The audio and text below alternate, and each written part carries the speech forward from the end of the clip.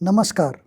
मी विवेक इनामदार आणि आपण पाहत आहात विवेक संवाद. 1 मे जागतिक कामगार दिन म्हणजेच श्रम, संघर्ष आणि हक्काच्या लढ्याची आठवण करून देणारा दिवस.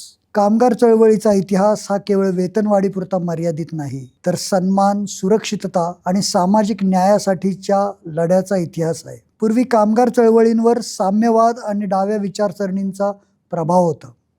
सरकार आणि भांडवलदारांविरोधात तीव्र संघर्ष होत होता. पण आज चित्र काहीसं वेगळं आहे. सत्तेत असलेला पक्ष आणि त्याच विचार परिवाराशी संबंधित कामगार संघटना या नव्या वास्तवात कामगार चळवळींसमोर नेमकी कोणती आव्हाने आहेत, तसेच artificial intelligence, automation, gig economy व नवीन कामगार कायदे या सगळ्या बदलांच्या पार्श्वभूमीवर कामगारांचे भविष्य काय असणार आहे, याच महत्त्वाच्या विषयांवर आज आपण सखोल चर्चा करणार आहोत. आज आपल्यासोबत आहेत सचिन निळकंठ मेंगाळे. 1997 पासून भारतीय मजदूर संघामध्ये पूर्णवेळ कार्यकर्ता म्हणून कार्यरत. कामगार हक्क, सामाजिक सुरक्षा आणि संघटन उभारणी हेच त्यांचे ध्येय. सध्या ते अखिल भारतीय ठेका मजदूर महासंघाचे सरचिटणीस, महाराष्ट्र वीज कंत्राटी कामगार संघाचे सरचिटणीस आणि भारतीय मजदूर संघाचे महाराष्ट्र प्रदेशाचे उपाध्यक्ष म्हणून कार्यरत आहेत. कंत्राटी कामगारांसाठी वेतनवाढ, वीज क्षेत्रासाठी स्वतंत्र वेतन श्रेणी अशा अनेक महत्त्वाच्या लढ्यांमध्ये त्यांचे योगदान आहे. सचिनजी, विवेक संवादमध्ये आपले मनपूर्वक स्वागत. नमस्कार. नमस्कार. पहिला प्रश्न, 1 मे कामगार दिन, कामगार दिनाचा इतिहास आणि आजच्या युगातलं त्याचं महत्त्व याबद्दल काय सांगाल? खरं तर आपल्या माध्यमातून आंतरराष्ट्रीय कामगार दिनाच्या 1 मेच्या मी शुभेच्छा देतो, महाराष्ट्र दिनाच्या पण शुभेच्छा देतो. पण भारतीय मजदूर संघाची कल्पना ही 1 मे कामगार दिन नसून 17 सप्टेंबर हा कामगार दिन, राष्ट्रीय कामगार दिन म्हणून आपण अनेक वर्षापासून साजरा करतो आहोत. 17 सप्टेंबरच का? कारण भगवान विश्वकर्माचा जन्मदिवस, कन्या संक्रांती समजली जाते, म्हणून त्या अनुषंगाने भगवान विश्वकर्मा हे पहिले कामगार हे सृष्टीमध्ये आपण समजतो. कारण का, देवदानवाच्या युद्धामध्ये भगवान विश्वकर्माने देवांना हत्यारं बनवून दिली, अवजारं बनवून दिली, म्हणून ते पहिले कामगार. आणि भारतीय मजदूर संघ त्यांचंच उपासना करते आणि त्यांच्या मार्गाने आपण गेल्या अनेक वर्षापासून सातत्याने चालत आलेलो आहोत. कामगारांच्या मोर्चा होता. मोर्चामध्ये अमेरिकेच्या गव्हर्नमेंटनी, सरकारने तेव्हाच्या कामगारांवरती हल्ला केला. जवळजवळ 9 कामगार त्याला मयत झाले आणि काही शेकडो कामगार त्यामध्ये जखमी झाले. मग त्या कामगारांची आठवण म्हणून त्यावेळेच्या तिथल्या कामगार संघटनांनी 1 मे हा जागतिक कामगार दिन हा केला पाहिजे असं त्यांनी आव्हान केलं. त्या पद्धतीने अनेक ठिकाणी हा करतात. महाराष्ट्रामध्ये आपण कामगार दिन पण करतो 1 मे, आणखीन महाराष्ट्र दिन पण करतो. भारतीय मजदूर संघ हा नेहमी विश्वकर्मा दिन म्हणून साजरा करत असतं. ही थोडीशी त्याची बॅकग्राऊंड झाली. पण तसं एक बघायला म्हणताल तर कामगार चळवळ ही ब्रिटिशांनी भारतामध्ये आणलेली नाही. त्यामध्ये महत्त्वाचा पार्ट त्यामध्ये असा होता की कामगार चळवळीला हा फार आपल्या उदाहरणार्थ बघायचं म्हणताल तर रामायणातल्या काळासुद्धा आपण त्यातनं सांगू शकतो. भगवान राम जेव्हा वनवासामध्ये गेले होते तेव्हा भरत जेव्हा त्यांना पहिल्यांदा भेटायला गेले तेव्हा त्यांनी असं विचारलं की माझं वक्र कसे आहेत. वक्र म्हणजे संस्कृतमध्ये त्याला कारागीर म्हणा, कामगार म्हणा, ते कसे आहेत. कारण कारागीर तर राज्यातले ठीक असतील तर निश्चितपणे राज्य आपले व्यवस्थित चालू आहे असं समजलं जात होतं. तेव्हाही त्यामध्ये होते. आपल्याकडं 12 बलुतेदार पद्धती अनेक वर्ष अनेक ग्रामीण भागामध्ये आपण बघत होतो. तेव्हासुद्धा निर्णय व्हायचे, कुणाचं घराचं बांधकाम असेल, कुणाचा औत जोडायचा असेल, कुणाची बैलजोडी द्यायची असेल, त्या ठिकाणीसुद्धा रेट ठरले जायचे. डिस्प्यूट झाले तर गावातले 5 प्रतिष्ठित माणसं असतील, पंच कमिटी त्याला म्हणू आपण, त्याला सरपंच म्हणू आपण, त्यामध्ये त्यांच्या माध्यमाने सुद्धा हा विवाद त्यातनं सोडवले जायचे. अशी पण उदाहरणं आपल्याला बघायला मिळतील. अर्थनीतीमध्ये आपण बघायला गेलो तर 13व्या महिन्याचा पगार बोनस म्हणून हा दिला पाहिजे, अशा स्वरूपाची सुद्धा उदाहरणं भारतीय संस्कृतीमध्ये, भारतीय कल्चरमध्ये ही आपल्याला बघायला मिळतील. भारतीय मजदूर संघ स्थापनेच्या दिवसापासूनच भारतीय संस्कृतीचा आधार घेऊनच आपण हा गेल्या सातत्याने वाटचाल करतो आहोत आणि आज सगळ्यांच्या प्रयत्नांमाध्यमातून खूप मोठा इतिहास आहे. खूप मोठा इतिहास आहे. प्राचीन काळापासूनचे संदर्भ नक्कीच आढळतात. नक्कीच. गेल्या काही वर्षांमध्ये आपल्याकडे डाव्या विचारसरणीचा कामगार लढ्यामध्ये मोठ्या प्रमाणात प्रभाव राहिला होता, परंतु आता ती चळवळ बदलताना दिसतीये. ते कशा काय पद्धतीने बदल झाले? की डाव्या विचारसरणीचा प्रभाव निर्माण झाला होता रशियाच्या क्रांतीपासून. रशियामध्ये शेतकरी आणि कामगारांनी एकत्र येऊन मोठी क्रांती केली, तिथल्या राजेशाहीविरुद्ध मोठ्या प्रमाणात आंदोलनं केली, त्या ठिकाणी यश मिळालं. त्या ठिकाणी तोच फॉर्म्युला अनेक ठिकाणी आपण करू शकतो असं ते तत्कालीन लोकांना वाटलं होतं. म्हणून त्या ठिकाणी सुद्धा आपण वेगवेगळ्या प्रकारच्या कामगार चळवळी डाव्या विचारसरणीच्या आपल्याला बघायला मिळतील. स्वातंत्र्यपूर्वीचा जर कालावधी बघितला तर ते स्वातंत्र्यपूर्वीच्या मध्ये कुठला राजकीय पक्षाचा उद्देश नव्हता किंवा कामगार चळवळी समोरचं महत्त्व जे होतं ते मुख्यतः स्वातंत्र्यच त्यामध्ये होतं असंच त्यामध्ये म्हणावं लागेल. कारण तेव्हा जर बघायला गेलो आपण तर नेहमीच त्यामध्ये स्वातंत्र्य कसं मिळवण्यासाठी एक मार्ग म्हणून आपल्या विचारवंतांनी, आपल्या भारतीय कामगारांनी निश्चितपणे त्यामध्ये मौल्यवान योगदान दिलं. त्यानंतर जेव्हा स्वातंत्र्य मिळाल्यानंतर वेगवेगळ्या राजकीय श्रेणी निर्माण झाल्या, राजकीय पक्ष निर्माण झाले आणि त्या पक्षाच्या माध्यमातून सुद्धा आपण असं बघायला बघतो की आपण कामगार चळवळ आपण राजकीय पक्षाच्या आधारे चालवलेली अनेक घटना बघतो. पण त्यावेळेला सगळे जे प्रकार बघता दत्तोपंत ठेंगडीसारखे विचारवंत व्यक्तींनी, त्यांच्या काही सहयोगींनी भोपाळमध्ये 23 जुलै 1955 रोजी एक भारतीय मजदूर संघ ह्या नावाने संघटना स्थापन केली. तेव्हा असं आपण ठरवलं होतं की कुठल्याही राजकीय पक्षाचे संलग्न ही कामगार चळवळ असता कामा नये. कारण तर त्याला अनुभव पण बघतो आपण की आपण सत्ताधाऱ्यांमध्ये गेलो तर सत्ताधाऱ्यांचे जे चांगले वाईट जे काही निर्णय असतील कामगारांच्या बाबतीमध्ये ते स्वागत करावं लागतं तुम्हाला. विरोधात गेलो तर आजचे सत्ताधारी उद्याचे विरोधक असू शकतात ना. त्यामुळे कामगारांचं भलं जर करायचं असेल किंवा कामगार चळवळ ही जी आहे ती राजकारण मुक्तच राहिली पाहिजे अशीच विचारसरणी त्यामध्ये आपण सातत्याने करतो आहोत. जर पण पाठपुरा आपण नेहमीच करतो आहोत. माझा पुढचा प्रश्न तोच होता की भारतीय मजदूर संघ ही संघ परिवारातली कामगार संघटना म्हणून ओळखली जाते. संघ परिवाराशी संबंधित असलेला भारतीय जनता पक्ष गल्लीपासून दिल्लीपर्यंत त्यांची आता सत्ता आहे. आता त्या सत्ताधारी विचारसरणी जी आहे त्याच्याशीच आपला येतो आणि कामगार संघटना म्हणून काम करतो आपण. बरोबर. कामगारांचे हितसंबंध आणि सत्ताधारी, तर ही सगळी सांगड जुळवताना काय प्रकारच्या आव्हानांना सामोरं जावं लागतं? म्हणजे आत्तापर्यंत कसं होतं की सरकार विरोधाचं होतं, त्यामुळे जे काही आहे कामगारांसाठी लढायचं तर ते प्रस्थापितांविरुद्ध लढणं ही एक पारंपरिक पद्धत होती लढायची. बरोबर. पण आता सरकारही आपलंच विचारसरणीचं आहे आणि आपल्याला काम पण करायचं आणि कामगारांना न्याय पण मिळवून द्यायचा आहे. तर आता काय बदल त्याच्यामध्ये मी तुम्हाला सांगू इच्छितो की सरकार हे जनतेचं असतं. जनतेने ज्या पक्षाला सरकार म्हणून निवडून दिलेलं असेल त्या सरकारचा आदर नेहमीच जनतेने केलेला आहे. सरकार कुठल्या राजकीय पक्षाचं नसतं सुद्धा. तर त्या विचारसरणीच्या आधारे सरकारने कामगारांच्या हितामध्ये जर निर्णय केले निश्चितपणे आम्ही त्याचं स्वागत पण केलेलं आहे.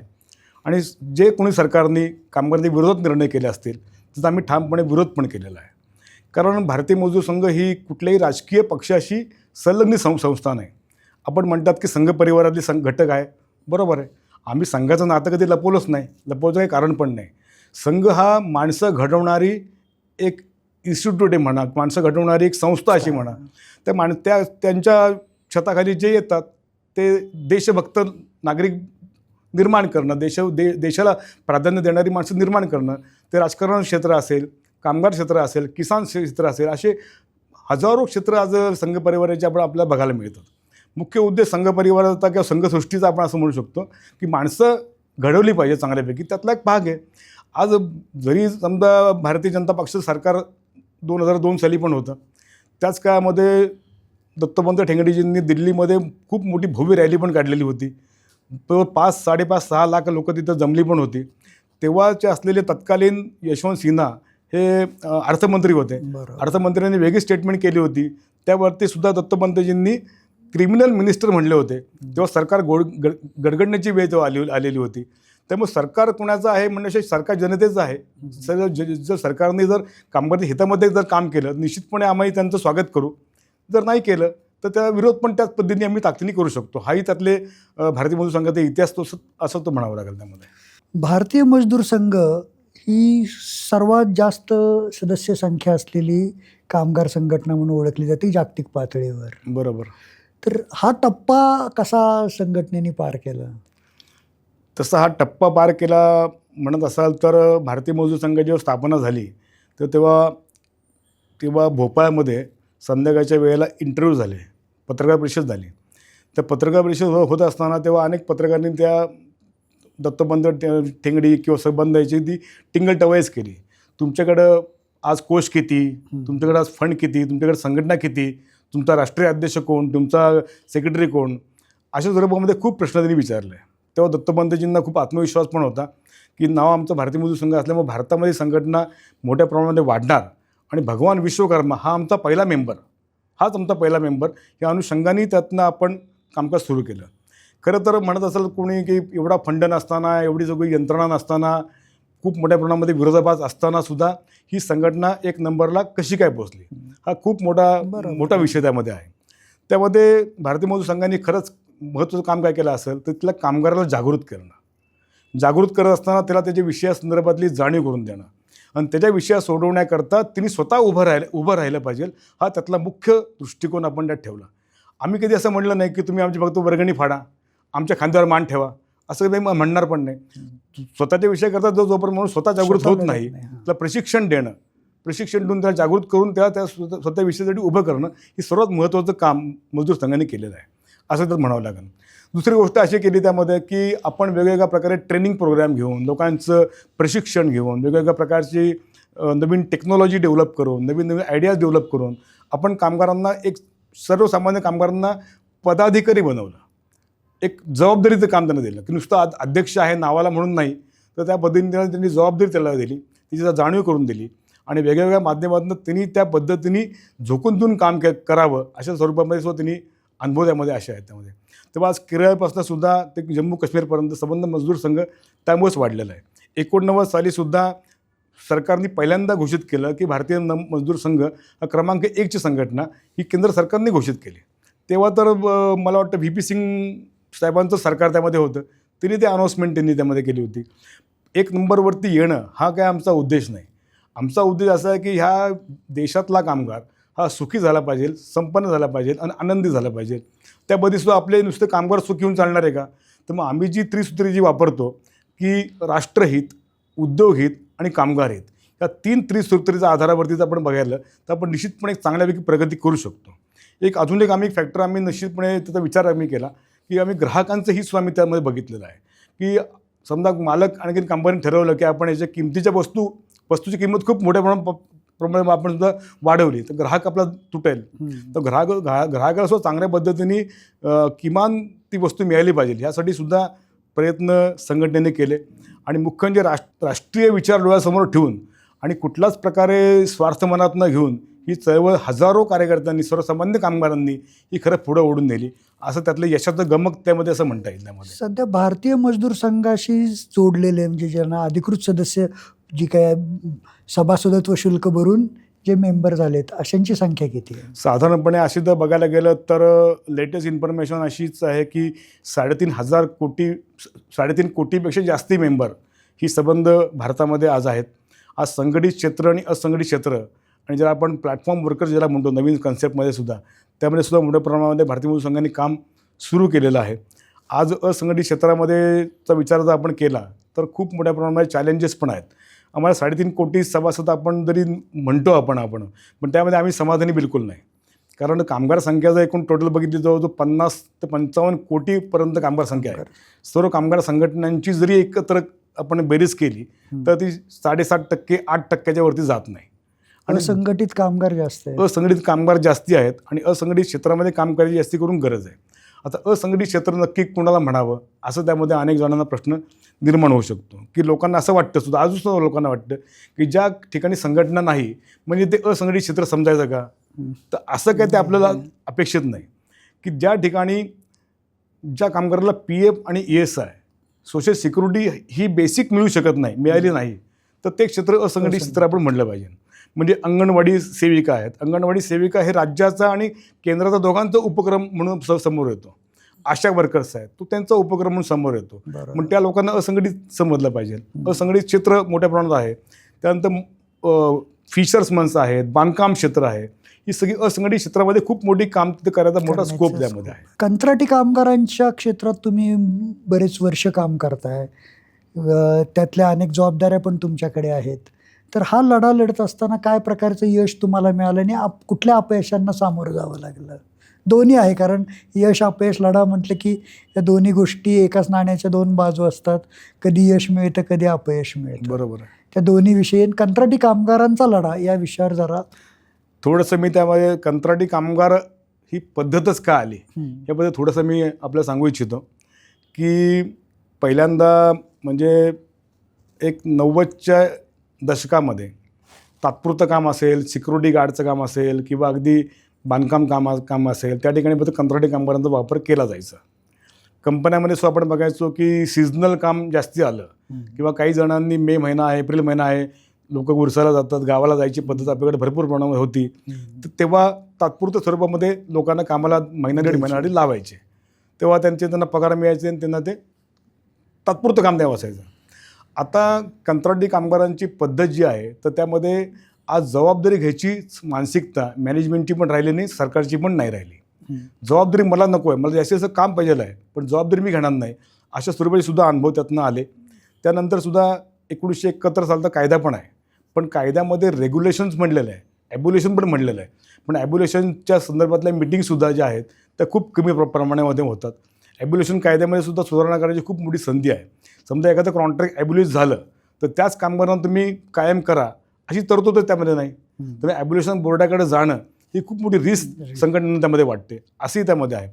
पण म्हणजे असं होतं की जबाबदारी नाही. जेव्हा कंत्राटी कामगारांना एकत्रीकरण करायचा विचार झाला तर कंत्राटी कामगारांना पण वाटत होतं की बुवा मी कोणीतरी ओळखीने कामाला लागलेलो आहे, आज न उद्या साहेब माझं काम करेल, कुठे ह्याच्यामध्ये पडा, 2 वर्षे ट्रेनिंग असतात नाही तरी, 3 वर्षे ट्रेनिंग असतात नाही तरी काय फरक पडत नाही. पण जेव्हा याच्या प्रमाणामध्ये मोठ्या प्रमाणामध्ये शोषण जेव्हा निर्माण झालं त्या मजदूर संघातल्याच कायम कामगारांच्या संघटनांनी, वेगवेगळ्या संघटनांनी एक विचार केला की आपण ह्यामध्ये सुद्धा आपण मोठ्या प्रमाणामध्ये खूप काम करायची गरज आहे. कारण आज परमनंट कामगारांना सुद्धा जे लढाई जे त्यांनी केले ते लढाई केल्यामुळे त्यांचे आज पगार चांगल्यापैकी झालेले आहेत, त्यांचं आम्ही स्वागत पण केलेलं आहे. पण ज्यांना आज किमान वेतन पण मिळत नाही, मग त्यांच्यासाठी कुणी काम करणार का नाही करणार, या अनुषंगाने मी EMSने सुद्धा प्रयत्न केले. त्यातनं आपण वेगवेगळ्या प्रकारच्या संघटनासुद्धा आपण पिंपरी चिंचवड, भोसरी वेगवेगळ्या उद्योग क्षेत्रातसुद्धा आपण करायचा प्रयत्नामध्ये केला. संघटना करत असताना मुख्य अडथळ्यामध्ये येतो असतो कॉन्ट्रॅक्टरचा. कॉन्ट्रॅक्टरसुद्धा आजूबाजूच्या स्थानिक पातळीवरती कुणीतरी राजकीय पक्षाचे लोक असतात, कुणीतरी त्यामध्ये सपोर्ट करणारे असतात. त्याबद्दलसुद्धा अनेक प्रकारचे आव्हानं त्यांचीसुद्धा आपल्याला घ्यावी लागली. कॉन्ट्रॅक्ट लेबर कायदा हा इतका तकलादू आहे की जेणेकरून डायरेक्टली आपण कोर्टात सुद्धा नाही मिळू शकत नाही, हा त्यातली फॅक्टर आहे. त्याबद्दलसुद्धा लेबर ऑफिस आहे, लेबर ऑफिस तक्रार केल्यानंतर कामगाराला उद्या कामाला येता येईल की नाही येईल अशा स्वरूपाची सुद्धा अवस्था ही त्या 2005 सालानंतर बघितली. त्यानंतर राज्य सरकारच्या वेगवेगळ्या उद्योगामध्ये सुद्धा आपण बघतो की मोठ्या प्रमाणामध्ये कॉन्ट्रॅक्ट लेबर त्यांनी समाविष्ट केलेले आहेत. खास करून उदाहरण सांगायचं म्हटलं तर MSEB सारखा मोठा विद्युत उद्योग आपल्या भारतामध्ये, आपल्या महाराष्ट्रामध्ये आहे. अशा खंडातली दुसऱ्या क्रमांकाची कंपनी आपण महावितरण संबंधित जाते. ती कंपनी उभी करताना सुद्धा खूप मोठ्या सर्वांनी प्रयत्न त्यामध्ये केले असते. आपण चांगली कंपनी आपण बघायला आपल्याला मिळते. त्या कंपनीसुद्धा पहिल्यांदा व्हेकंट पोस्टच्या अगेन्स्ट मोठ्या प्रमाणामध्ये भरती प्रक्रिया तिने राबवली गेली. असंच ITI इन्स्टिट्यूट केले, लोक तिथं जॉईन होत गेले, वाटत गेलं की आज न उद्या आपल्याला न्याय मिळेल. पण कॉन्ट्रॅक्टिंग सिस्टीममध्ये खूप मोठ्या प्रमाणामध्ये पैसा आहे हे जेव्हा तत्कालीन कॉन्ट्रॅक्टरला वाटलं किंवा त्यांच्याकडनं मग कसा पैसा आपल्याला कव्हर करता येईल अशा स्वरूपातसुद्धा खूप यंत्रणा तयार झाल्या. आणि एका बाजूने कामगार रिटायर्ड होत होते, एका बाजूने मयत कामगारांच्या जागी माणसं भरली जात नव्हती. गव्हर्नमेंटचं तेव्हा झिरो बजेटचं धोरण असल्यामुळे नवीन लोड नको आपल्याला, म्हणून ITI इन्स्टिट्यूट केलेली माणसं कागदावरती किमान वेतन घेऊन ते काम करत होते. पण प्रत्यक्ष बघायला गेलं तर त्यांना किमान वेतन मिळत होतं का, ते बिलकुल मिळत नव्हतं. कागदावरती मिळत होतं, कुठला तरी पगार तेव्हा पानपट्टीवरती चहाच्या ठेल्यावरती होत राहते. मग त्या अशा कंडिशनमध्ये सुद्धा तेव्हा आपण पुण्यातनंच ती मुवमेंट जी आहे कंत्राटी कामगारांची मुवमेंट महाराष्ट्रामध्ये ती आपण सुरू केली. सुरू करतासुद्धा खूप चॅलेंजेस आपल्यासमोर होते, आव्हानं आपल्यासमोर होती. मुख्य म्हणजे मॅनेजमेंटचं मानसिकताच नव्हती. कॉन्ट्रॅक्ट लेबर संघटना तयार करू शकतात, त्यांचा काय संबंध, अशा स्वरूपाची मानसिकता त्यामध्ये होती. पण आपण लोकांना त्याबद्दल त्यांच्या हक्काविषयी जाणीव करून दिली, त्यांच्या हक्काविषयी आपण त्याच्यासाठी प्रयत्न केले आणि वेगवेगळे सुद्धा चांगलेही अनुभव त्यामधनं आले. एक महत्त्वाचं उदाहरण सांगायची इच्छा सांगू शकतो. 2012 साली की याच्यामध्ये नवीन भरती प्रक्रिया निघालेली होती. तेव्हा काम करत असणारे 7-8 वर्ष काम करणाऱ्या लोकांना असं वाटत होतं की भरती प्रक्रियेमध्ये मला संधी मिळाली पाहिजे. कंत्राटी पद्धतीने करत होते, कंत्राटी पद्धतीने काम लोक करत होते. 2006 सालापासून ही पद्धत जास्ती प्रमाणामध्ये वाढली. मग तेव्हा कंपनीने इन्कार केला. मग आपण एक रीट फाईल केलं मुंबई हायकोर्टमध्ये. मुंबई हायकोर्टमध्ये जर हिअरिंग झालं, हिअरिंगमध्ये तत्कालीन जस्टिस माननीय बोबडे साहेब नंतर chief justice of the India त्यांनी महत्त्वाचा रोल त्यांनी केला. त्यांच्याकडे हिअरिंग झालं आणि ते विषय जो आहे तो ट्रायल कोर्ट म्हणून ठाणे कोर्टामध्ये त्यांनी खालती पाठवला. ठाणे कोर्टमध्ये सुद्धा खालती पाठवल्यानंतर त्यावरती जवळजवळ 10-12 वर्ष वेगवेगळ्या पद्धतीचं हिअरिंग त्यामध्ये केलं. साक्षी पुरावे झाले आणि साक्षी पुरावा झाल्यानंतर एक चांगला निर्णय आत्ताच डिसेंबर महिन्यामध्ये तो लागला. डिसेंबर महिन्यात अवॉर्ड त्यांनी पब्लिश केलं की इथे जे काम करत ज्यांची नावं लिस्टमध्ये आहेत ते सर्व कामगार कायमच आहेत. कायम करा असं म्हणलं नाही त्यांनी, काय तुम्ही हे माणसं कायमच आहेत. इथे कॉन्ट्रॅक्टर जे आहेत ते फक्त शॅम अँड बोगस आहेत. शॅम अँड बोगस म्हणजे काय, फक्त पगार वाटप करण्याची एजन्सीज आहे. त्यामुळे त्यांचा काही रोलच नाही. त्यामुळे त्या लोकांना तुम्ही कायम करा, कायम त्यांची माना, त्यांना त्याची बेनिफिट द्या आणि 240 दिवस भरल्यानंतर जो काय मधला जो डिफरन्सचा येईल कायम कामगार आणि कंत्राटी कामगारांमधला पगाराचा तो फरक आहे, तो पगाराचा फरक तुम्ही 6 महिन्याच्या आत द्या. जर 6 महिन्यात तुम्ही दिला नाहीत तर तुम्हाला त्यावरती 5% व्याजही तुम्हाला द्यावं लागेल. असं असा स्वरूपाचा ऐतिहासिक निर्णय त्यातनं आपल्याला तो मिळू शकला. यामध्ये निश्चितपणे याचा किती कामगारांना फायदा झाला? त्याच्यामुळे साधारणपणे याचा फायदा त्याचा होणार आहे 2283च्या आसपास लोकांना त्याचा फायदा त्यामध्ये होणार आहे. त्यामध्ये सुद्धा आपण तेव्हा नावं टाकण्यासाठी प्रयत्न केले, पण तेव्हा यंत्रणा आपल्याकडं आम्ही फार पोचू शकलो नव्हतो. तेव्हा ज्या ठिकाणी संपर्कातनं नावं टाकली आपण त्या ठिकाणी आपण ते नावांची लिस्ट आपण सबमिट करावं लागते. त्याचा आता या न्यायालयाच्या या निर्णयाचा इतर उद्योगांमध्ये आणि इतर याच्यामध्ये फायदा होतोय का? नाही, याचा निर्णयाची अंमलबजावणीसाठी आम्ही प्रयत्नशील आहोत. अजूनपर्यंत त्याची अंमलबजावणी काही झालेली नाही. त्या संदर्भामध्ये नुकतंच बातमी अशी मिळालेली आपल्याला की कंपनीने याच्यामध्ये हायकोर्टमध्ये चॅलेंज केलेलं आहे. लोकशाही आहे, लोकशाहीमध्ये लोकशाहीचे रस्ते प्रत्येकजण वापरणार, पण तेव्हासुद्धा जेव्हा हिअरिंगला तारीख येईल तेव्हासुद्धा आम्ही आमची निश्चितपणे चांगल्यापैकी बाजू त्यामध्ये मांडू. न्यायदेवता निश्चितपणे आम्हाला न्याय देईल तेव्हा निश्चितपणे आमचा भरोसा आहे. आम्ही म्हणजे कोर्टाच्या बाजू कोर्टाच्या माध्यमातून पण आम्ही गेलो. दुसरी गोष्ट म्हणजे आम्ही कोर्टाच्या माध्यमातून जात असताना नुसत्या 2200 लोकांपुरतं मर्यादित न राहता बाकीच्यांना कसा न्याय देता येईल यासाठी आम्ही आंदोलनात्मक भूमिकासुद्धा आम्ही अनेक वेळा घेतली. आता तोच पुढचा माझा प्रश्न होता की मोठी आंदोलनं रस्त्यावर उतरून भारतीय मजदूर संघाने वेळोवेळी केलेली आहेत. या मोठ्या आंदोलनांमधून काय धडे मिळाले? मोठ्या आंदोलनामधून महत्त्वाचा धडा असा मिळाला त्यामध्ये की जो आत्मविश्वास कामगारांना यायला पाहिजे होता तो संबंध मॉबमध्ये बघून आपण हे लढू शकतो हा जो मेसेज जो आहे, संदेश जो आहे तो आम्ही जनतेपर्यंत सर्वसामान्य कामगारापर्यंत देऊ शकलो. जो कामगार आज त्याच्या ऑफिसमध्ये तिथल्या अधिकाऱ्याशी सुद्धा बोलायला तो 4 वेळा विचार करत होता, आज तोच माणूस मंत्रालयामध्ये मिनिस्टरच्या समोर चांगल्यापैकी बोलू शकतो. हेच खूप मोठं आत्मविश्वासाचं प्रतीक आहे असं म्हणावं लागेल. दुसरी गोष्ट म्हणजे ह्या आंदोलनाच्या पार्श्वभूमीवरती 2 वेळा MSCBमधल्या कंत्राटी कामगारांना पगारवाढ मिळवण्यामध्ये सुद्धा आपल्याला यश मिळालं. किमान वेतनाच्यापेक्षा 19% पगारवाढ नुकतीच त्यांनी घोषित केली, तो सुद्धा लाभ त्यामध्ये मॅक्झिमम लोकांना मिळाला असे त्यामध्ये म्हणता येईल. त्यामध्ये दुसरी गोष्ट म्हणजे आम्हाला असं एक म्हणावंशी वाटतं की वेगवेगळ्या प्रकारची आंदोलनं केल्याशिवाय सरकारसुद्धा त्यातनं फार बघत नाही.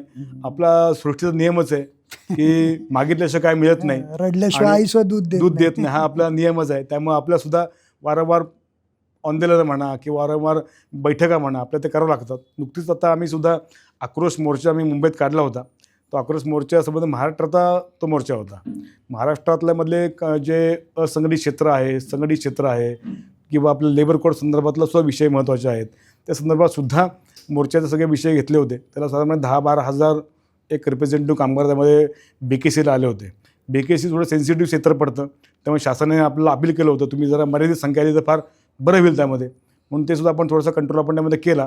त्या ठिकाणी माननीय कामगार मंत्री महाराष्ट्राचे ॲडव्होकेट आकाशजी पुणकर हे सुद्धा तिथे उपस्थित होते. त्यांनासुद्धा आम्ही जवळजवळ 2-2.5 तास संबंध आमच्या डिफिकल्टींनी मांडल्या. आणि त्यातले अचिव्हमेंट म्हणत असाल तुम्ही तर चांगल्यापैकी त्यांना आता एक हरियाणा पॅटर्न म्हणून जो आहे, जो कंत्राटदार मुक्त रोजगार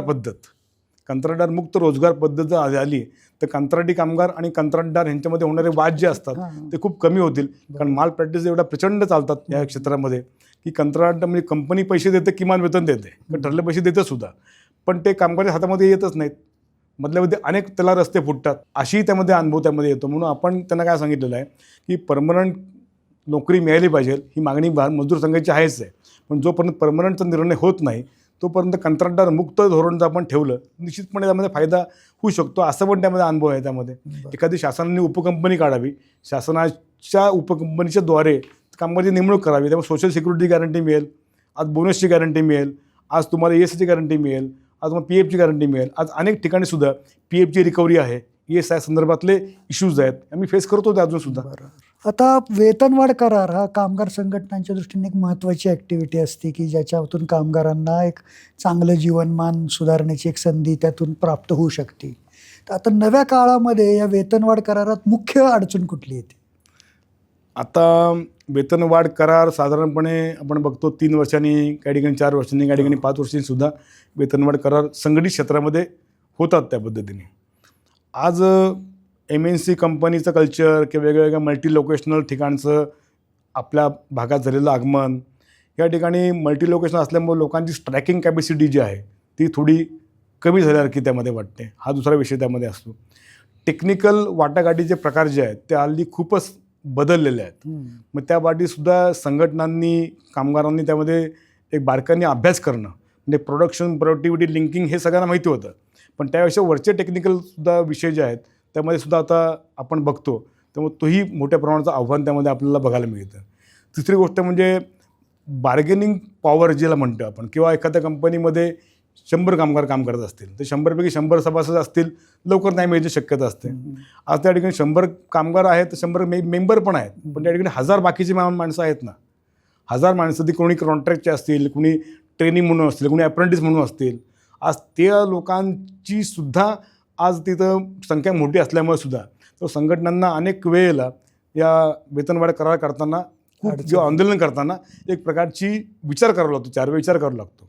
कारण काय की त्या लोक तरी कॉन्ट्रॅक्टवरती किती दिवस काम करणार, त्यांनीसुद्धा मुख्य रोलमध्ये आलं पाहिजे, त्यांच्यासाठी योजना त्यांच्या मिळाल्या पाहिजेत, असं सुद्धा आमचा नेहमी प्रयत्न असतो. काही ठिकाणी यश मिळतं, काही ठिकाणी परमनंट करण्याचा सुद्धा निर्णय घेतले जातात, बऱ्याचशा ठिकाणी यश मिळत पण नाही, असे त्यामध्ये होतं. त्यामुळे तोही विषय आमच्यासमोर एक आव्हानात्मक आहे असं त्यामध्ये म्हणावं लागेल. बार्गेनिंग कॅपॅसिटी किंवा जेव्हा आपण स्ट्रायकिंग कॅपॅसिटी ज्याला म्हणतो तीही आपल्याला थोडीशी जरा शहरी भागात किंवा थोडी कमी झाल्यासारखी वाटते. कारण काय की ज्या ठिकाणी 2, 3, 4, 5 वेतनवाढ करार झालेले आहेत तेव्हा बऱ्यापैकी सॅलरी त्याला म्हणून लोकांची 50,000, 60,000, 70,000 रुपयाच्या आसपास झाली असेल. मोठ्या मोठ्या ग्रुपमधला अनुभव आहे त्यामधला. मग त्याच अनुषंगाने सुद्धा लोकांनी त्याबद्दल खर्चही त्यामध्ये केले असतील. फ्लॅट घेणं असेल, गाडी घेणं असेल, कार घेणं असेल, किंवा मग एज्युकेशनसाठी मोठा खर्च लागतो, त्यामुळे EMIचे हप्ते असतील, त्यामुळे लोक त्यावर ते सुद्धा विचार करत असतात. त्यामुळं जेणेकरून काय की आता संघटनांना सुद्धा थोडासा फोकस जो आहे तो जास्तीत जास्त लोकांना संघटित करणं, लोकांना त्यांच्याविषयी अवेअरनेस करणं. मॅनेजमेंटची सुद्धा डिफिकल्टी असू शकतात, मॅनेजमेंटने सुद्धा समोरून जर डिफिकल्टी सांगितली त्यावेळेस लोक त्यावरती मत व्यक्त करतात. अनुभव प्रत्यक्षात नेहमी असा येतो की जेव्हा कंपनी खरंच प्रॉब्लेममध्ये असेल तेव्हा ती कंपनी बॅलन्स शीट कधी पण घेऊन जा असं म्हणत असते. पण जेव्हा खरंच कंपनी फायद्यामध्ये असेल तेव्हा आम्ही जेव्हा त्यांच्याकडे बॅलन्स शीट मागतो ते मात्र कोणी देत नाही.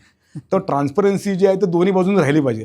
आज कामगाराला खरं सांगायचं तर अपेक्षा काय असते की आम्हाला शेअर होल्डर बनायचं नाही, आम्हाला शेअर होल्डर नाही बनायचं, आम्हाला आमची नोकरी वयाच्या 60 वर्षापर्यंत टिकली पाहिजे, बऱ्यापैकी तरी जीवनमान झालं पाहिजे, ही साधी त्यामध्ये अपेक्षा असते. ही साधी आमच्या कामगारांची अपेक्षा तीच असते त्यामध्ये. तर वीज क्षेत्रातील कामगारांसाठी तुम्ही बरेच प्रयत्न केलेत, तर त्याविषयी जरा सांगितलं तर. वीज क्षेत्रासाठी जी महाराष्ट्र वीज कंत्राटी कामगार संघ म्हणून जे आहे ते एकूण 36 जिल्ह्यामध्ये आपलं संबंध नेटवर्क आहे. 36 जिल्ह्यामध्ये एक 17-18 हजार लोकांपेक्षा जास्ती मेंबरशिप त्यामध्ये आहे. त्यामध्ये 3 कंपन्या आहेत, निर्मिती, पारेषण आणि वितरण, अशा 3 कंपन्या कार्यरत आहेत. त्या ठिकाणी आपण सुद्धा कंत्राटी कामगार संघाची संघटना त्या ठिकाणी आपण बांधली. त्या ठिकाणी बांधत असताना सुद्धा लोकांना डेव्हलप करून आपण त्यातनं न्याय मिळण्याचा आपण प्रयत्न केला. त्यासाठी विशेष अचिव्हमेंट म्हणा असाल त्या ठिकाणी 2 वेतनवाढ करार जे आहेत ते चांगल्यापैकी झाले. त्यांच्यासाठी आंदोलनं म्हणा असाल तर पुणे मुंबई चालत मोर्चासुद्धा आपण त्यामध्ये काढलेला होता. त्यामध्ये सुद्धा तो खूप विषय ऐरणीवरती गेला आणि त्यातनं सुद्धा लोकांना त्यातनं न्याय मिळू शकला असं त्यामध्ये म्हणावं लागेल. आज आंदोलनमध्ये सुद्धा मंत्रालयावरती मोर्चा असेल, आझाद मैदानावरती मोर्चा असेल, किंवा लेबर ऑफिस टू मंत्रालय चालत मोर्चासाठी मी प्रयत्न पण केला होता, तो मोर्चा असेल, असं कुठलं आंदोलन राहिलं नाही की जेणेकरून ह्या क्षेत्रासाठी प्रयत्न आपण केले नाहीत. आज बरेच लोक विचारतात की तुमचं नेटवर्क एवढं चांगलं आहे, स्ट्रॉंग आहे, कसं काय तुम्ही जमवता बरे? खरं सांगायचं तर त्यामध्ये आज कंत्राटी कामगारांकडं गमवायला काही नाहीच आहे. त्यामुळे 2 दिवसाचा पगार मिळाला काय आणि 4 दिवसाचा पगार बुडला काय, त्यामुळे राहिलं नाही. आणि तिसरा विषय म्हणजे काय, की लोकांचा संघटनेवरती असलेला विश्वास. आज अनेक ठिकाणी आपण बघतो की लोकांचा विश्वास नसल्यामुळे त्या ठिकाणी आंदोलनाला संख्या म्हणा, उपस्थिती म्हणा खूप कमी राहते. पण या क्षेत्रामध्ये बघत असाल मजदूर संघाच्या बाबतीमध्ये तर लोकांचा संघटनेवरती असलेला विश्वास असल्यामुळे आज अनेक आंदोलनं जी आहेत ती मोठ्या प्रमाणामध्ये मोठ्या संख्येची ही सुद्धा आपण बघायला मिळतात. अशी त्यामध्ये अनुभव त्यामध्ये आपल्याला म्हणता येईल. त्यामध्ये आता थोडं आधुनिक युगाकडे येऊयात आपण. आत्ताचं जे नवीन युग आहे ते AIचं युग म्हणून ओळखलं जातं. ॲटोमेशनला खूप मोठ्या प्रमाणात हे आलेलं आहे. तर या सगळ्याचा रोजगारावर परिणाम होतोय का? ह्याच्यावरती ॲटोमेशनचा रोजगारावरती निश्चितपणे परिणाम होतो आहे. आज बऱ्याचशा ठिकाणी ॲटोमेशन झाल्यामुळे किंवा आपल्या नवीन टेक्नॉलॉजी आल्यामुळे लोकांनासुद्धा शिकण्याची संधी त्यामध्ये मिळाली पाहिजे. बऱ्याचशा ठिकाणी असा एक समज असतो की ही काय ITI झालेली लोकं आहेत, ह्यांचं 50 त्यांनी पार केलं, ह्यांना हे कॉम्प्युटराइज मशीन जमेल का? पण बऱ्याचशा ठिकाणी आपण स्वतः चॅलेंज घेऊन असे प्रयोग आपण केले, पण अनेक ठिकाणीसुद्धा आपण ते यशस्वी पण केलेले आहेत. पण AIमुळे सुद्धा किंवा नवीन टेक्नॉलॉजीसुद्धा वापर वाढल्यामुळे आज रोजगारावरती निश्चितपणे मोठ्या प्रमाणामध्ये निगेटिव्ह परिणाम पण होतो आहे. पॉझिटिव्ह परिणाम असं म्हणता येईल त्यामध्ये आपल्याला, की त्यातनं नवीन रोजगार सुद्धा जनरेट त्यातनं होतो आहे. म्हणजे आज 10 वर्षापूर्वी कोणाला वाटलं तरी होतं का की प्लॅटफॉर्म वर्कर्स एवढ्या मोठ्या प्रमाणामध्ये काम करत असतील?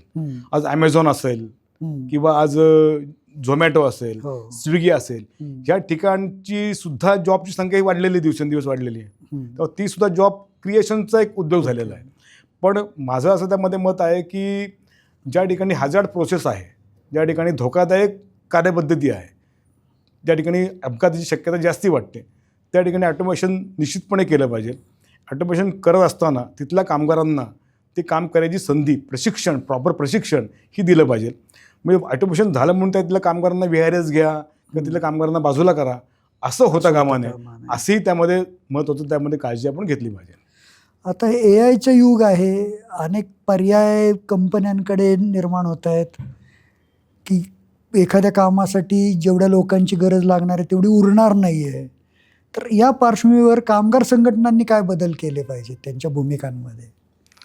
कामगार म्हणजे AIच्या युगामध्ये आज जर मुख्य म्हणत असाल तर कामगार संघटनांच्या समोर एक मोठे चॅलेंजेस आहे.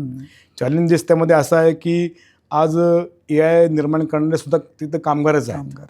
आज IT सेक्टरमध्ये बघतो आपण, IT सेक्टरमध्ये 15 वर्षापूर्वी 20 वर्षापूर्वी खूप मोठं बूम होतं. त्या लोकांना वाटत होतं की आपण व्हाईट कॉलरमध्ये काम करतो, पण तेच तो कामगारच आहेत. त्यामुळे त्यांच्यामध्ये सुद्धा संघटना निर्माण करणं ही त्यातलं काम भारतीय मजदूर संघाने आपण सुरू केलेलं आहे.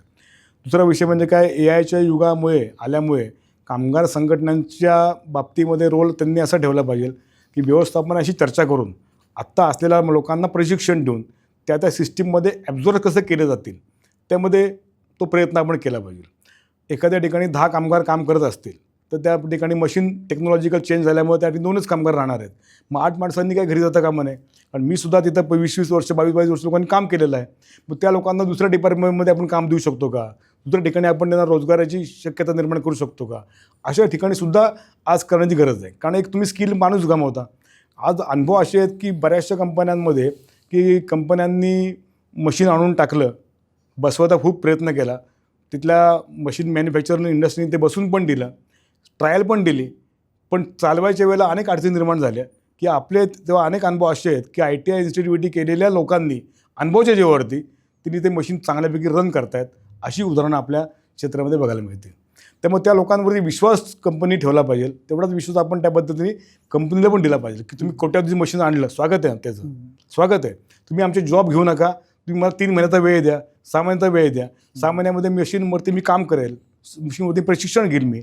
अशा स्वरूपाचे सुद्धा डायलॉग आपण करून लोकांचे जॉब सिक्युअर करणं हे महत्त्वाचं काम संघटनांसमोर राहील असं मला वाटतं. आता तुम्ही मगाशी बोलता उल्लेख केला ॲमेझॉन, झोमॅटो, हे जे त्यातून जी गिग इकॉनॉमी जी होती आहे, तर त्यात जे काम करणारे कामगार आहेत तर त्यांना संघटित करणं हे कितपत कठीण काम आहे?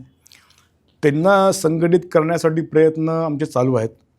तर कठीण काम तर आहेच आहे. एकतर या ठिकाणी काम करणारा तो वर्ग जो आहे तर तो बऱ्याचशा वेळेला पार्ट टाईम वर्ग तिथं काम करणारा आपण बघायला मिळतो, की कोणी कॉलेजमध्ये जातं, कॉलेज करून त्यामध्ये संध्याकाळच्या वेळेला किंवा दुपारच्या वेळेला आपण ते काम करणारा वर्ग बघतो. पण त्या ठिकाणी खूप चॅलेंजेस पण खूप मोठ्या प्रमाणामध्ये आहेत. त्यामध्ये संघटित करण्यामध्ये त्यांना आज मालक नोकर नातंच हे आपण या क्षणी सिद्ध करू शकत नाहीत. पण त्यांच्यासाठी रजिस्ट्रेशनची तरतूद ही या सेंट्रल गव्हर्नमेंटनी केलेली आहे. ती सेंट्रल गव्हर्नमेंटने केल्यामुळं आज CSR फंड त्या कंपन्यांचा आहे. तर CSR फंडाच्या मार्फत वेलफेअरच्या योजना, किमान आरोग्याच्या योजना, वेलफेअरच्या योजना अशा स्वरूपाची सुद्धा योजना या कंपन्यांची पद्धतीने चालू आहे. त्या लोकांनासुद्धा आम्ही अनेक ठिकाणी भेटतो. त्या लोकांची डिफिकल्टी असतात, त्यांचे काही कमिशन मिळत नाही, असे प्रश्न समोर येतात. त्यांच्यासुद्धा आपण त्यांनाही आपण चर्चा करून मार्ग आपण त्यांचे काढलेले आहेत, अशी पण उदाहरणं त्यामध्ये आहेत.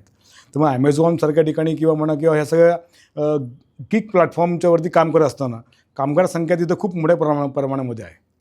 आणि त्यासुद्धा आपण ट्रेंड पण बदललेला आहे. आता शहरी भागात तर हा ट्रेंड बदललेला आहे की ऑनलाईन डिलिव्हरी मागवणं हाही ट्रेंड बदललेला आहे. हा विषय जेव्हा माननीय केंद्रीय मंत्र्यांच्या आम्ही कानावरती घातला तेव्हा केंद्रीय मंत्र्यांनी सुद्धा 2 महिन्यापूर्वी स्टेटमेंट पण केलेलं आहे की 10 मिनटं 15 मिनटं तुम्ही असं डेडलॉक तुम्ही करू नका. तो सुद्धा माणूस आहे, काय 5 मिनटं पिझ्झा उशिरा मिळाल्यामुळे तो माणूस काय जात नाही, पण माझा माणसाला ते करत कामगाराला करत असल्यामुळे तुम्ही त्याची डेडलॉकची मर्यादा तुम्ही हटवली बघा. तरी 3 महिन्यातले माननीय मांडवीजींचा मी याबाबत निश्चितपणे जीव धोक्यात घालून धन्यवाद व्यक्त करतो. एवढं ट्रॅफिक आहे, अकोर्डीसारखा भाग आहे किंवा पुण्यासारखा भाग आहे, मोठ्या शहरामध्ये सिग्नल कधी लागेल, ट्रॅफिक कधी जाम होईल, खड्ड्यांचा दिवस असतात, त्यामुळे 10 मिनिटात नाही केलं तर त्या माणसाचे कमिशन बुडायचं, त्यामुळे कमिशन बुडतं, त्यामध्ये जीवावरती बेतण्याची शक्यता असते. म्हणून हा निर्णय केंद्र सरकारने कामगार मंत्र्यांनी घोषित केला की तुम्ही असं कुठल्या प्रकारची डेडलाईन लावू नका. 10 मिनिटात पोहोचवतो, 15 मिनिटात पोहोचवतो, माणूस आहे तो जास्तीत जास्त काम करतो, प्रयत्न करणार तोही विषय त्यामध्ये आहे. त्यामुळे निश्चितपणे तो एक आमच्यासमोर एक मोठं टार्गेट आहे. काही ठिकाणी आम्ही नागपूरसारख्या ठिकाणी आहे, पुण्यासारख्या ठिकाणी आहे, आम्ही त्यावरती थोडीशी संघटना मान्य आम्ही प्रयत्न करतो आहोत. त्या लोकांच्या डिफिकल्टी आल्या होत्या, म्हणजे 2 जण दुर्दैवाने अपघातामध्ये गेले. तर अपघातामध्ये गेल्यावरती सुद्धा इन्शुरन्सच्याद्वारे आम्ही त्यांना योग्य ती मदत करता प्रयत्न पण करतो आहोत. काही ठिकाणी यश मिळतं, काही ठिकाणी मिळालं नाही, त्यामध्ये असे त्यामध्ये आहे विषय. त्यामध्ये मध्यंतरी केंद्र शासनाने नवीन कामगार कोड लागू केला की जे जुने कालबाह्य झालेले कायदे आहेत ते निकाली काढून त्यात सुधारणा, आवश्यक त्या सुधारणा करून नवीन कोड लागू केलं. बरोबर. तर हे कोड जे आहे त्याच्याबद्दल भारतीय मजदूर संघाची भूमिका काय? या कोडमुळे कामगारांचे हक्क अधिक मजबूत झालेत का अडचणीत आलेत, काय वाटतं तुम्हाला? आता यावर तर म्हणत असाल की हे जे कोड जे आहेत त्या कोडविषयी काम गेल्या अनेक वर्षापासून चालू होतं, कारण आपल्याकडे अनेक कायदे हे जुने कायदे आहेत. जुन्या कायद्यांचं रूपांतर नवीन कायद्यांमध्ये होणं हे एक गरजेचं पण होतं. म्हणजे अगदी उदाहरणं सांगायचं म्हणलं, कामगाराची व्याख्या ही अनेक कायद्यांमध्ये वेगवेगळी आहे. फॅक्टरी ॲक्टमध्ये कामगाराची व्याख्या वेगळी आहे, PFसाठी कामगाराची व्याख्या वेगळी आहे. असं सुद्धा सगळ्यांची एकत्र करण्यात यावं यासाठी सुद्धा अनेक संघटनांची त्यावेळेला डिमांड पण होती. त्यावेळेला निश्चितपणे आमची पण डिमांड होती. म्हणजे 3,500 रुपयेच्या वरती पगार घेणारा माणूस सुपरवायझर समजला जावा, अशी काहीतरी ती आकडेवारी त्यामध्ये होती. आता कुठेतरी बदलले पाहिजेत, असं त्यामुळे सगळे कायदे जे आहेत त्यांनी एकत्रीकरण त्यामध्ये केलेलं आहे. तर मजदूर संघाची भूमिका जी आहे तर वेज कोड बिल आणि सोशल सिक्युरिटी बिल संदर्भामध्ये आम्ही निश्चितपणे स्वागतच केलेलं आहे. तर स्वागत कशासाठी केलं की ज्या ठिकाणी किमान वेतन सर्व लोकांना लागू होऊ शकतं, किंवा आता केंद्र सरकारच्या द्वारे संबंध राज्यांसाठी एक मिनिमम फ्लोअर वेजेस ही घोषित करणार आहेत. ते घोषित केल्यानंतर त्याच्या खालीच तुम्हाला पगार देता कामा नये. आज अनेक महाराष्ट्रामध्ये जवळजवळ 68-69 शेड्यूल एम्प्लॉयमेंट आहेत. प्रत्येक उद्योगाचं किमान वेतन वेगळं, प्रत्येक ठिकाणची सिस्टीम वेगळ्या, अनेक राज्यांच्या वेगवेगळ्या सिस्टीम पण आहेत. तर फ्लोअर मिनिमम वेजेस डिक्लेअर केल्यानंतर त्या खाली कोणाला किमान वेतन मिळणार नाही, त्यावरतीच तुम्हाला द्यावं लागेल. त्यामुळे हाही एक वेज कोड संदर्भातले सगळ्यांना पगाराची गॅरंटी तिथं मिळू शकते. हा त्यातला एक महत्त्वाचा पार्ट त्यामध्ये म्हणावं लागेल. दुसरा पार्ट असा म्हणावं लागेल की सोशल सिक्युरिटी संदर्भात सुद्धा जे आहे, ESI आहे, PF आहे, या कायद्यात त्यांनी एक चांगल्यापैकी सुधारणा त्यांनी सुचवलेल्या आहेत.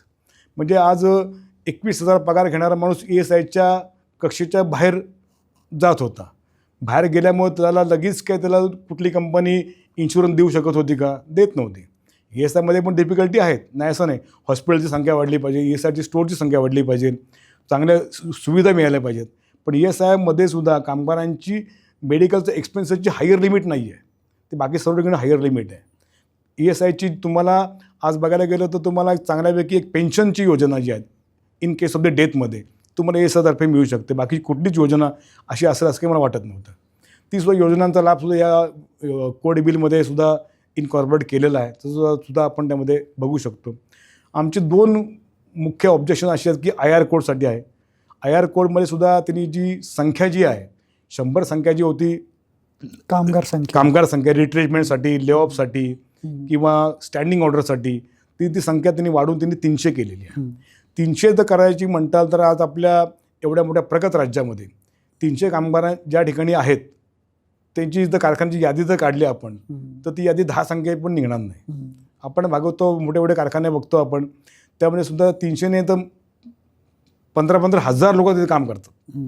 पण ते 15,000 कायम आहेत का? नाही आहेत. मग आम्ही काय म्हणतो की तुम्ही 300 धरली समजा तर सगळ्यांचा तो उल्लेख तुम्ही केला पाहिजे. म्हणजे अगदी अप्रेंटिसपासून मॅनेजरपर्यंत तुम्ही त्यामध्ये संख्या तुम्ही धरणार आहात का? त्यावरती गव्हर्नमेंटचं उत्तर काही नाही आहे.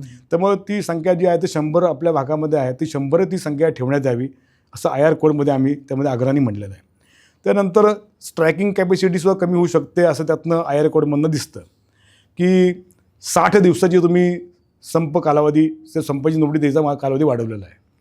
आता 14 दिवसाची नोटीस दिल्यानंतरसुद्धा अनेक ठिकाणी अनेक मॅनेजमेंट वेगवेगळ्या पद्धतीने वागतात. हे आपला स्वतःला अनुभव आहे. कुणी मशिनरी हलवतं, कुणी प्रोडक्शन हलवतं, कुणी अजून पोलीस चौकीत कंप्लेंट करतं. तर 60 दिवस म्हणजे सुद्धा 2 महिन्याचा कालावधी खूप मोठा कालावधी होऊ शकतो. खरंच कामगार त्याला 60 दिवसांत संपावर जाऊ शकतील का? अशी परिस्थिती त्यातनं खरंच निर्माण होऊ शकते. कारण कंपन्यांचा अनुभव नेहमीच होतो की हक्कासाठी भांडलं किंवा संप नोटीस दिली किंवा आंदोलन सुरू केलं तर त्यांना असलेल्या अधिकारांचा ते वापर करतात. कुणाची बदली करणं असेल, ट्रान्सफर करणं असेल, तर प्रत्येक ठिकाणी आज बघायला गेलं आपण तर तुमच्या अपॉइंटमेंट लेटरमध्ये तो क्लॉज आहेच ना. ती कंपनी गेली 20 वर्षाचा क्लॉज कधी वापरला नाही. पण आज केवळ संघटनेच्या माध्यमातून तुम्ही जर संघर्ष करत राहिला तर तुम्हाला त्यातून सुद्धा अनुभव आला असं तुम्हाला बळी पडावं लागतं. काही त्यामध्ये अनुभव त्यामध्ये आहेत. त्यामध्ये सुद्धा कॉन्ट्रॅक्ट लेबरसाठी सुद्धा याच्यातनं त्यांनी निकष बदललेले आहेत. संख्येची मर्यादा वाढवलेली आहे, लायसन घ्यायची मर्यादा वाढवलेली आहे. आज लायसन घ्यायची जी मर्यादा आहे त्यामध्ये सुद्धा अनेक कॉन्ट्रॅक्टर लायसन घेत नाहीत तरी ते काम करतात. आता ही खरं मर्यादा जर वाढली, कृतीमध्ये उतरली तर मला वाटत नाही कोणी लायसन घेऊन त्यामध्ये काम करेल म्हणून त्यामध्ये. त्यामुळे त्या 2 गोष्टीसाठी आमचा त्यामध्ये विरोध निश्चितपणे राहणार. त्यावेळी जो सेंट्रल गव्हर्नमेंटबरोबर चर्चा चालू आहेत आमच्या वरिष्ठ पातळीवरती, तर काही ना काहीतरी त्यातून निघेल असं अपेक्षा त्यामध्ये आहे. उद्योग सुलभता आणि कामगारांचे हक्क यांचा बॅलन्स याच्यात साधला गेला असं वाटतं. आता कुठल्या पण उद्योगासाठी जर म्हणत असाल तर हक्क आणि कर्तव्य हे दोन्ही गोष्टी ज्या आहेत तर त्या एकत्रच चालल्या पाहिजेत. तर ती इंडस्ट्री कुठली पण चालू शकते. आणि शेवटी उद्योग टिकला तरच कामगार टिकणार अशी त्यामधली हकीकत आहे. उद्योग सुलभता यातनं निर्माण झाली, पण कामगारांचे हक्क म्हणण्यापेक्षा कामगारांचे हक्क मिळवण्याकरता संघर्षसुद्धा भविष्यकाळात वाढू शकतो अशी त्यातनं एक सिम्पटम्स त्यामध्ये दिसू शकतात असं त्यामध्ये म्हणावं लागेल. त्यामध्ये आता आपण शेवटच्या टप्प्याकडे जाऊयात. निश्चितच की भविष्यातील कामगार चळवळ कशी असेल. जे आता तुम्ही अगदी डाव्या चळवळीपासून सगळं बघत आलेलं आहात, आत्ताची स्थिती काय आहे आणि आता भविष्यातली काय, कसं राहील असं वाटतंय तुम्हाला? भविष्यातली कामगार चळवळ 2 प्रकारे आपल्याला म्हणावं लागेल की एक तर आज संघटित क्षेत्र ज्याला म्हणतो आपण, म्हणजे खाजगी कारखाने आहेत, गव्हर्नमेंटचे प्रकल्प आहेत किंवा मोठे मोठे इन्स्टिट्यूट आहेत, तर त्यामधल्या कामगारांसाठी त्यांच्या सेवा शर्ती मिळवण्यासाठी सुद्धा खूप मोठा संघर्ष हा दिवसेंदिवस करावा लागणार आहे. नियम शासनाचे बदलत आहेत. जे पहिल्यांदा शासनचे नियम कामगार ओरिएंटेड होतं ते कामगार ओरिएंटेड न राहता ही इज डुईंग बिझनेस या अप्रोच खाली वाढत चाललेलं आहे असं एक बघायला मिळतं. आज ज्याच कामगारांना कुठली संघटना करायचा अधिकारच नाही असं एक माहोल त्यामध्ये होता. ते लोकंसुद्धा संघटना करू शकतात, आपल्या हक्कासाठी भांडू शकतात. असंघटित क्षेत्रामध्ये सुद्धा आज खूप काम करायची गरज आहे. आज बांधकाम कामगारांची जर म्हणत असाल की चांगल्यापैकी फंड त्यांच्याकडे उपलब्ध आहे, तेव्हा संघटनेची मागणी अशी आहे नेहमी की तुम्ही वस्तुरूपात न वाटता तुम्ही डायरेक्टली त्या माणसाच्या अकाउंटला पैसे जमा करा, म्हणजे जेणेकरून त्याचं खरं हिताचं राहील. आज गव्हर्नमेंटनी भांडी वाटप आहे किंवा त्यांच्या टूल्स वाटप आहे, ठीक आहे, एकदा तर ठीक आहे, एकदा करणं गरजेचं असेल ते केलंसुद्धा. पण ज्या योजना ज्या आहेत ज्या डायरेक्ट बेनिफिट आपण ज्याला म्हणतो त्या डायरेक्ट बेनिफिटच्या योजनासुद्धा कराव्यात असं त्यामध्ये आम्ही म्हणतो. भविष्यकाळातली कामगार चळवळ जी आहे तर ती खास करून असंघटित क्षेत्रामध्ये सुद्धा खूप संघर्ष त्यामध्ये करावा लागेल असं त्यामध्ये दिसतं. आणि संघटित क्षेत्रातल्या लोकांना अस्तित्वासाठी संघर्ष केल्याशिवाय पर्याय राहणार नाही असंही त्यामध्ये दिसतं. त्यामुळे चॅलेंजेबल टॉपिक खूप आहे. त्यामध्ये सुद्धा रेमेडीज पण आहेत की कामगार संघटनांनी सुद्धा आता जुन्या प्रकारची आंदोलनं, जुन्या प्रकारच्या सिस्टीम्स हे न वापरता आज सुद्धा आपण आधुनिक स्वरूपामध्ये काही करू शकतो का? आधुनिक स्वरूपामध्ये आपण सुद्धा लोकांना ज्ञान वाढवण्याकरता या AIचा उपयोग करू शकतो का? आपण सुद्धा लोकांना ज्ञान, त्यांचं जॉब स्किल वाढवू शकतो. जॉब स्किल वाढलं पाहिजे यासाठी पण प्रयत्न आपण केले पाहिजेत. कामगार संघटना म्हणजे नुसती नारेबाजी, नुसते आंदोलनं हा भाग आहेच आहे, तो भाग कुणी चुकला नाही तो. पण हे करायचं असेल तर आपल्या लोकांना अवेअरनेस पण आला पाहिजे, त्यांना प्रशिक्षण पण दिलं पाहिजे.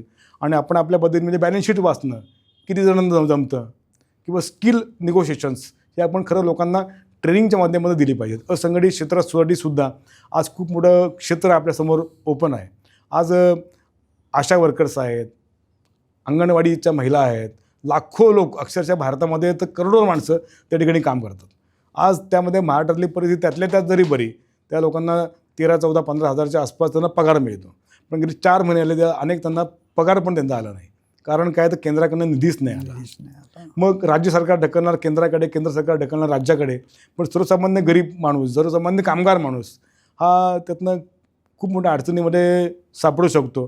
त्यामुळे भविष्यकाळात सुद्धा असंघटित क्षेत्रातले चळवळी ज्या आहेत त्या बघायला मिळतील, त्यामध्ये मोठ्या प्रमाणात बघायला मिळतील. तर मगासपासून आपल्या बोलण्यामध्ये येतं आहे की किमान वेतन, की कामगाराला एक सन्मानाने जगण्यासाठी किती किमान वेतन असलं पाहिजे अशी भारतीय मजदूर संघाची भूमिका मागणी आहे. तर आता जर किमान वेतन जर म्हणत असाल की 10 वर्षापूर्वीची याची व्याख्या ही वेगळी होती आणि आजची व्याख्या ही वेगळी आहे. व्याख्या म्हणजे पुस्तकाली व्याख्या मी म्हणत नाही मी, की जेव्हा म्हणतो आपण अन्न, वस्त्र, निवारा ह्या 3 घटक किमान भागले पाहिजेत, त्याला किमान वेतन त्याला असं म्हटलं जायचं. असे जुन्या व्याख्या त्या केलेल्या आहेत त्या.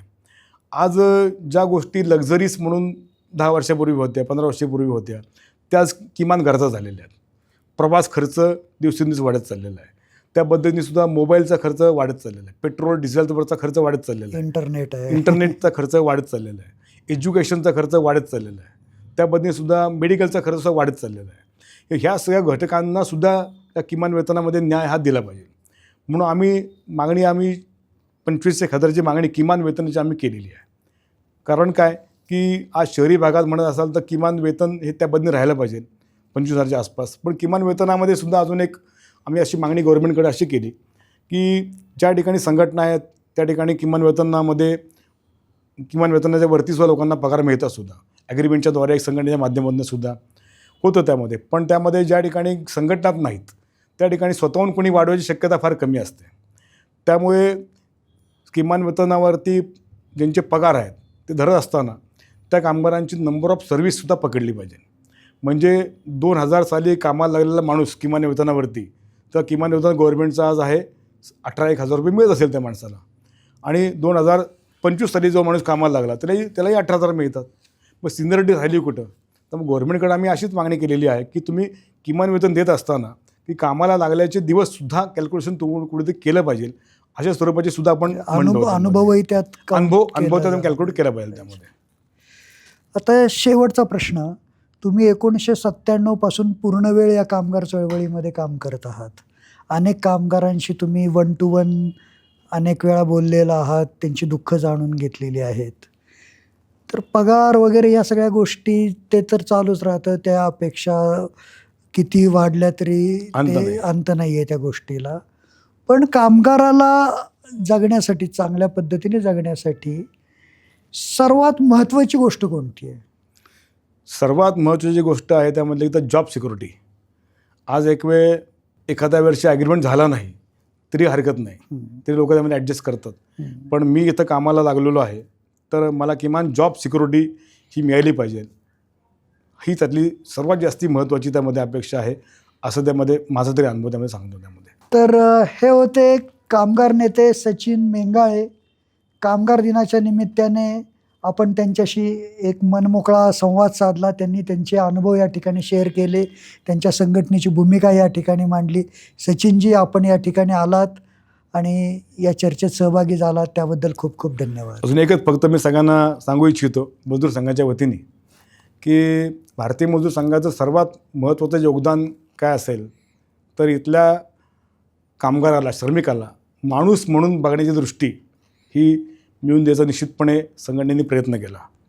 आता कोणी पण म्हणेल की कामगार हा माणूस नसतो का, पण अनेक अनुभव पण असे आहेत की अगदी त्या ठिकाणी कामगाराला कामगार म्हणून सुद्धा हाक मारायची सुद्धा पद्धत आपल्या पुण्यात नव्हती. तर किमान आपण सगळ्यांच्या संघटित माध्यमातून त्या लोकांना जाणीव करून दिली की कामगारसुद्धा हा एक माणूस आहे, व्यक्ती आहे, त्यालासुद्धा सन्मान दिला पाहिजे, त्यालासुद्धा न्याय दिला पाहिजे. एवढं निश्चितपणे मजदूर संघाचं मोठं योगदान आहे असं म्हणावं लागेल. धन्यवाद. मित्रांनो, हा संवाद तुम्हाला कसा वाटला ते नक्की कॉमेंटमध्ये सांगा. व्हिडिओला लाईक करा, शेअर करा आणि विवेक संवाद चॅनलला सबस्क्राईब करायला विसरू नका. मी विवेक इनामदार. पुन्हा भेटू एका नव्या विषयासह. धन्यवाद.